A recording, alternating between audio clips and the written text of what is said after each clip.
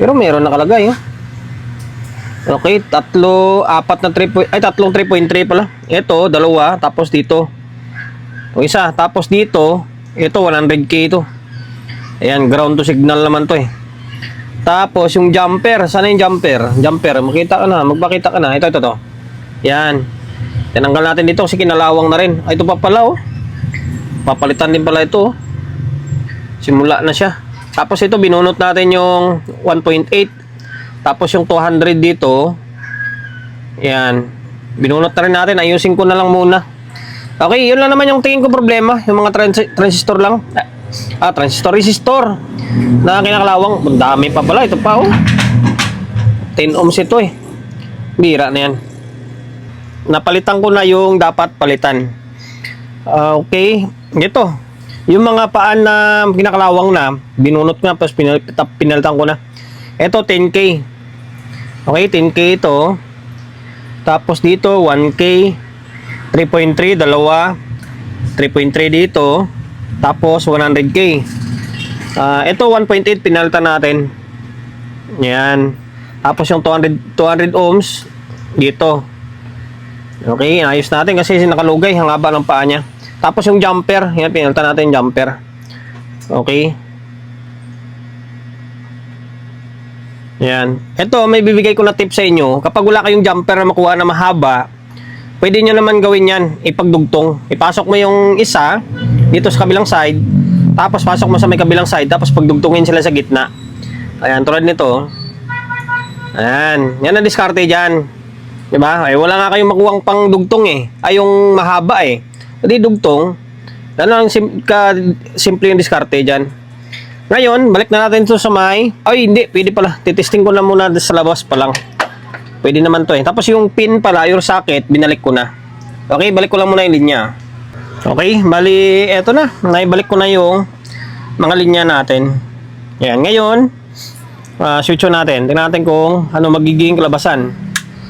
Okay, nawala yung signal. Ayan, naka-normal mode na siya. Ngayon, handa ko muna yung tester natin kailangan mag-relay ito. Kasi sirain pa naman yung relay nito. Pero, raw speed pa rin yung gamit eh. Okay, sukatan natin ng biasing. Tingnan natin kung ano yung bias nito. Okay, bali, ito na, nakahanda na yung tester natin. Paano ba? Ganito na lang. Kita naman eh. Ngayon, switch on. Okay. Ngayon, dito, 0.3. Tama lang. 0.32. Okay, 0.33. Kung sa analog mo yan sukatan, mga nasa around 0.26 lang yan. Kapag nasa analog ka magsukat. Okay, 0.3. Goods na goods yan. Ganda yung bias niyan. Ayaw mo dumiin O, ayan. Okay. Ngayon, balik na natin sa may heatsink to. Okay na yan. Balik natin sa heatsink. Tapos ito, tingnan natin. Mukhang may kalawang din sa kabila. Nakalas na natin yung channel 2 ulit. Ganun din. Same issue lang din. Kalawang. Dito pa rin na side. Or dito pa rin na portion. Ito 3.3. Oh, putol na nga siya. Tapos itong isa, putol na rin. Halos isa lang sila ng problema. Kung saan banda yung kinalawang, doon din yung kinalawang. Ito, halos parehas lang, di ba? Lang kinaiba. Ito lang naman. Yung jumper na to, tapos isang 3.3, tapos isa dito. Yan lang. Yung iba, wala naman Wala pa ako nakita nangingitim. Tapos ito, ayusin natin yung pag-fix. Bilisan natin kasi pauwi na ako. Ayan. Ito lang naman pinalitan natin eh. 3.3 dito. Tapos 3.3 rin dito. Yung 100k dito wala pa. Goods pa to. Tapos merong isa ritong 10 ohms na kinalawang. Pinalitan ko na rin. Tapos ito jumper. Jumper pinutol lang natin. Tapos nagdugtong tayo. Kasi wala tayong makuha mahaba. Tapos ito 1.8 pinalitan natin. Okay, dito inayos lang to natin. Okay.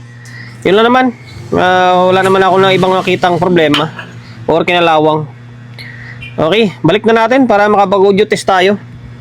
Naibalik ko na yung board natin, itong channel 2. Ngayon, naglagay na tayo ng audio input. Ayan, para makauwi na tayo. Luluto pa tayo. Okay, switch on natin. Ayan, wala na yung signal, wala na yung protect ha. Laptop natin, gumagana. Tapos, merong output na dalawa at merong input na dalawa. Naka-stereo mode tayo. Channel 1. Ayun oh. Lakas no? Naka-bulb pa kasi tayo. Ang supply nito ay 72. Mas mataas pala to sa LX20. 72072 eh.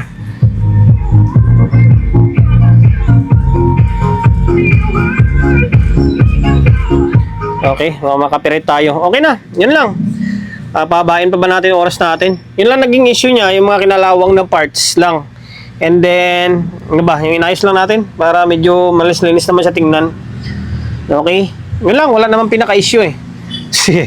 Yung fixed bias na gamit dyan, same lang yung ginagamit ko sa my LX20. Kasi konti lang naman diferensya eh. 1.8 and then sa may differential, 200 ohms or 100 ohms, pwede yun. Okay? Sir Reggie, okay na itong unit mo na Ace MA402N. Okay, maraming salamat ulit ha. So, magkakatiwala mo ng unit mo rito sa akin ha. And then, naway nakapagbigay idea tayo sa mga kapwa natin technician na medyo bago-baguhan pa lang. Take note, baguhan lang ha.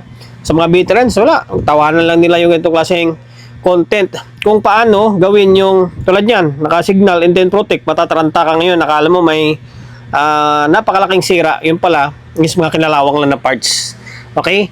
And then sa mga hindi pa nakapag-subscribe ng YouTube channel natin ha, paki-subscribe, pinutin mo yung bell button sa gilid, select mo yung all. Yan, kapag napindot mo na yan, manonotified ka kapag meron tayong bagong upload na video. Nag-upload tayo ng video, isang beses, 2 beses kada araw. Okay? God bless and then peace atin lahat.